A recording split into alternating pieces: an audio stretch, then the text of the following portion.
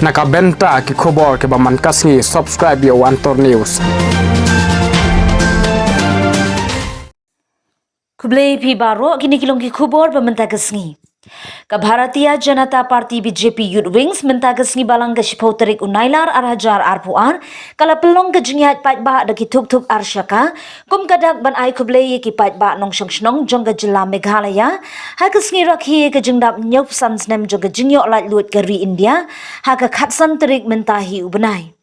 Syabanyat patba hakati karali jonggi tuk arshaka lapli perda ban kawe da kalama lairong keri India de state president ka party uba Arnes Mauri ringkat ka jingdan lang u MLA ka penthor umkhra uba AL heng uba de vice president.